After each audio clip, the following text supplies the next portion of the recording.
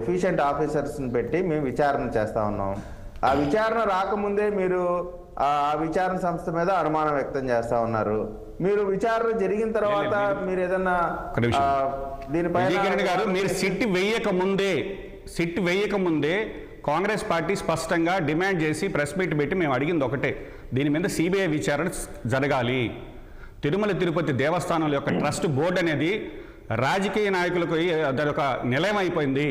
దీనిలో ఈరోజు నేను స్పష్టంగా పవన్ కళ్యాణ్ గారిని సనాతన ధర్మాన్ని పరిరక్షించాల్సి ఉంటే రేపు ఆయన ఇవ్వాల్సిన డిక్లరేషన్ నేను అడుగుతున్న కాంగ్రెస్ పార్టీ స్పష్టంగా ఉప ముఖ్యమంత్రి గారిని డిమాండ్ చేస్తున్నాం. రేపు పొద్దున మీరు టీటీడీ ట్రస్ట్ బోర్డులో దాని యొక్క రాజకీయాలకు సంబంధించి వాడుకోకుండా ఒక పీఠాధిపతులను, ఆగమ శాస్త్రవేత్తలను, అదేవిధంగా విశ్వ హిందూ పరిషత్ మెంబర్లను, ఇస్కాన్ మెంబర్లను పెట్టి మీరు ట్రస్ట్ బోర్డు నియమించాలని రేపు పొద్దున పవన్ కళ్యాణ్ గారు రేపు పొద్దున ఒక డిక్లరేషన్ ఇస్తే ఈ టీటీడీ ట్రస్ట్ బోర్డులో రాజకీయ నాయకులకో లేదా రాజకీయాలు రికమెండేషన్ చేసిన వాళ్ళకో కాకుండా సనాతన ధర్మాన్ని పరిరక్షించేటటువంటి హిందూ ధార్మిక సంస్థల నుంచి కావచ్చు, మఠాధిపతులు కావచ్చు, పీఠాధిపతులు కావచ్చు, ఆగమ శాస్త్ర పండితులు కావచ్చు, వీళ్ళనే మేము టీటీడీ ట్రస్ట్ బోర్డులో పెట్టి దీని పవిత్రత కాపాడతానని చెప్పండి. సంతోషిస్తుంది ఈరోజు యావత్ హిందూ ప్రపంచం.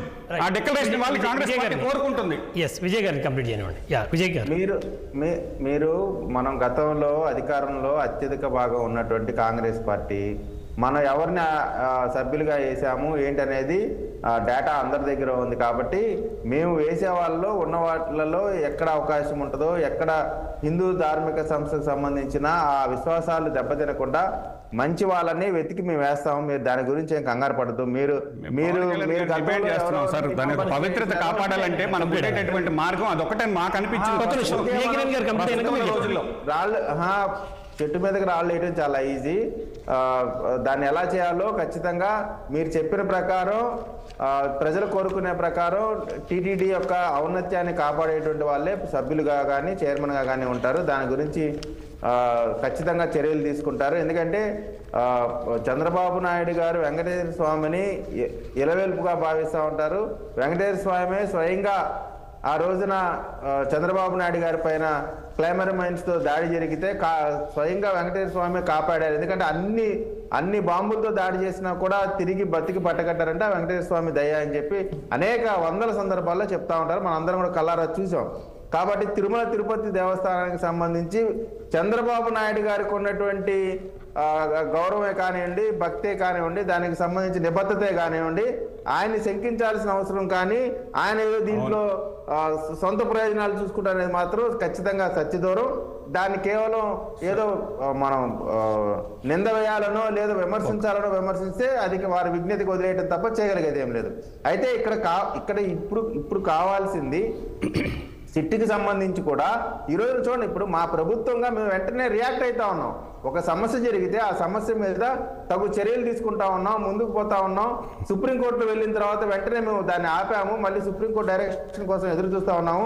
మేము ఎక్కడా కూడా ఇలా చేయండి అలా చేయండి అని చెప్పట్లా. జరిగిన దాని మీద న్యాయమైన నిబద్ధతతో కూడినటువంటి విచారణ జరగాల. ప్రజల యొక్క మనోభావాల్ని తిరిగి వారికి స్వాతంత్రం చేకూరాల్చాలా అనేటువంటిదే మా యొక్క అభిప్రాయం. విజయ్ కిరణ్ గారు, ఒక నిమిషం అండి. విజయ్ కిరణ్ గారు, నేను ఎందుకు మాట్లాడుతున్నానంటే ఒక నిమిషం అండి. ఈరోజు మీ ప్రభుత్వంలో నెయ్యి ఎవరు సప్లై చేశారు, ఎంతకు సప్లై చేశారు? వైఎస్ఆర్ కాంగ్రెస్ పార్టీ గవర్నమెంట్ వచ్చిన తర్వాత ఎవరు సప్లై చేశారు, ఎంతకు సప్లై చేశారు? విత్ రికార్డ్ మాట్లాడుతున్నాం. ఈరోజు మీరు మాట్లాడుతున్నారు సార్, గతంలో తెలుగుదేశం ప్రభుత్వంలో టీటీడీ బోర్డులో చెన్నైకి సంబంధించినటువంటి ఒక వ్యాపారి ఆ బోర్డులో కంటిన్యూ అయినాడు. ఆయన మీద అప్పుడు వైఎస్ఆర్ కాంగ్రెస్ పార్టీ సాక్షిలో కథనాలుగా వండి వాడ్చారు. డిమానిటైజ్ చేసినప్పుడు ఏమి జరిగింది, దాని మీద ఈడీ రైట్స్ ఎవరి మీద పడ్డాయి, దాని తర్వాత మళ్ళీ అదే మెంబర్ మళ్ళీ వైఎస్ఆర్ కాంగ్రెస్ పార్టీ ప్రభుత్వం వచ్చిన తర్వాత అదే తెలుగుదేశం బోర్డులో కంటిన్యూ అయినారండి.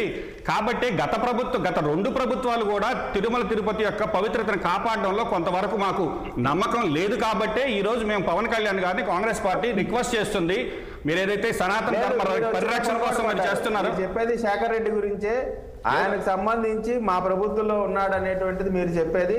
ఆ తర్వాత జగన్మోహన్ రెడ్డి గారి ప్రభుత్వంలో కూడా ఆయన దాని గురించే కదా ఈరోజు మనం. కాబట్టి నేనేమంటున్నానంటే స్పష్టంగా తిరుమల తిరుపతి దేవస్థానం యొక్క ట్రస్ట్ బోర్డు అనేది రాజకీయ పునరావాస కేంద్రం కాకూడదు.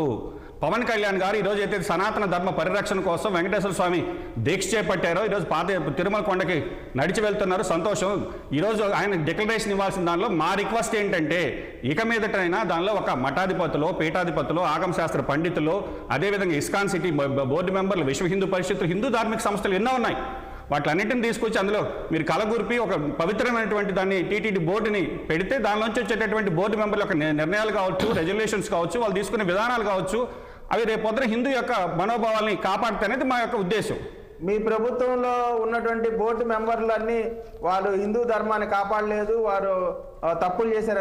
సార్, ఈ రోజు వివాదం వచ్చినప్పుడు ఒక అంశం అనేది పరిగణలోకి వచ్చినప్పుడు మనం ఈ రోజు ఏ అవసరం ఉందో దాన్ని బట్టి మనం ఒక నిర్ణయం తీసుకోవాలి సార్. ఇప్పుడు 100 సంవత్సరాల ముందు ఏమి జరిగిందని కాదు, ఈ రోజు వివాదం వచ్చింది. వివాదం మీద ఈ రోజు స్పష్టంగా కొంత అనుమానం హిందూ భక్తులకు సంబంధించి ఈ విషయంలో ఈ రోజు జరిగింది ఏంటనేది మనం స్పష్టత చేయాలి. తదనంతర చర్యలు ఒకవేళ జరిగింది, ఒకవేళ అప్పుడు జరిగిందా, లేదా తెలుగుదేశం ప్రభుత్వంలో జరిగిందా, వైఎస్ఆర్ కాంగ్రెస్ పార్టీలో జరిగింది, ఎప్పుడు జరిగినా దాని యొక్క పవిత్రతను కాపాడుకోసం ఈరోజు నాకు నమ్మకం ఉంది కాబట్టి వెంకటేశ్వర స్వామి గుడికి వెళ్ళి గుండు కొట్టించుకొచ్చుకున్నామండి. ఈ యొక్క భక్తుల యొక్క మనోభావాలు, మా భక్తుల యొక్క మనోభావాలను మీరు గౌరవించి ఇక మీదటైనా ఇట్లాంటివి జరగకుండా, పునరావృతం కాకుండా పవన్ కళ్యాణ్ గారు ఏదైతే రేపు పొద్దున డిక్లరేషన్ ఇవ్వబోతారో ఆ డిక్లరేషన్ ఇది కూడా ఒక భాగం అయితే సంతోషిస్తామని చెప్తున్నాం. మంచిదే, మీరు మీ అభిలాషను కాదనట్లేదు. నేను అనేది ఏంటంటే వీళ్ళు మాత్రం గతంలో మీ ప్రభుత్వం కూడా అధికారంలో ఉంది కదా, ఆ సమయంలో కూడా మీరు ఇటువంటి సూచనలు చేస్తుంటే బాగుండేది అనేటువంటిది నా అభిప్రాయం. ఎవరైనా కానీ ఈ రోజున పరిస్థితులను బట్టి అనుకుంటున్నాం బహుశా రేపు పొద్దున 2029లో కాంగ్రెస్ పార్టీ మళ్ళీ తిరిగి రాష్ట్రంలో కానీ దేశంలో కానీ అధికారంలోకి వస్తే ఆ విధంగా మేము చర్యలు చేపడతాం సార్, ఖచ్చితంగా. మంచిదండి, శుభం. ఎందుకంటే ఈరోజు మనం రేపు పొద్దున ఈ రాష్ట్రంలో కావచ్చు, దేశంలో కావచ్చు, అన్ని మతాలను, అన్ని కులాలను అందరినీ గౌరవించి అందరి మనోభావాలను కాపాడేటటువంటి పార్టీ కాంగ్రెస్ పార్టీ. అంతే తప్ప ఈరోజు మనం ఏదో ఒక చిన్న వివాదాన్ని అడ్డం పెట్టుకుని దాని మతాలకు లేదా కులాలకు ఆపాదించి ఈరోజు సెక్యులర్ కంట్రీ, డెమోక్రటిక్ కంట్రీ, మనం ఈరోజు ఒక రాజ్యాంగబద్ధమైన పదవిలో ఉన్నాం. మనం మాట్లాడే ప్రతి మాటకు ఒక విలువ, విశ్వసనీయత, దాని మీద కొన్ని కోట్ల మంది యొక్క మనోభావాలు ఉంటాయి. అవన్నీ మనం కాపాడుకోవాల్సినటువంటి వ్యక్తులము. ఈరోజు తిరుమల యొక్క పవిత్రత ఎంత గోప్యంగా ఉంచాలి. ఒకవేళ జరిగినా దాని మీద ఎవిడెన్స్లు ఏమి లేకుండా ఓరల్గా మనం కామెంట్ చేసేసి ఈరోజు సుప్రీంకోర్టులు లాస్ట్కి చీవాట్లు పెట్టే పరిస్థితికి వచ్చిందంటే దాని యొక్క పవిత్రత ఎంత దెబ్బతిందంటే మనం ఆలోచించుకోవాలి. జరిగినటువంటి దానిపైన రిపోర్ట్ వచ్చింది. సుప్రీంకోర్టు వారు ఏమన్నారు, మరొకసారి మీరు క్రాస్ వెరిఫికేషన్ కూడా చేసుకొని ఉండాల్సింది కదా అన్నారు. రెండోది, ఇప్పుడు ఇటువంటి అపవిత్రం జరిగినప్పుడు దీన్ని సంబంధించిన శాస్త్రాల ప్రకారం అక్కడ శుద్ధి చేయాల్సినటువంటి గారు, నేనేమంటున్నానంటే ఈ రోజు మనం మాట్లాడుకునేటటువంటి అంశం చిన్న విషయం కాదు. మీ నోటీస్కు 2 నెలల ముందు వచ్చినప్పుడు అదేదో సాదాసీదగా అంటే 2 నెలల ముందు అంటే మీరు ప్రభుత్వంలోకి వచ్చి 100 రోజులు అయిన తర్వాత 100 రోజులు మీరు వాడిన ఏంటండి? 100 రోజులు మీరు వాడిన ఏంటి?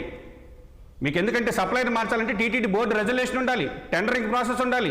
అవేవి జరగలేదు. మీ ప్రభుత్వం వచ్చిన తర్వాత ఇప్పుడు అసలు టీటీడీ బోర్డే వేయలేదు. దాదాపు 120 రోజులు అవుతుంటే రేపు పొద్దున మళ్ళీ మనకి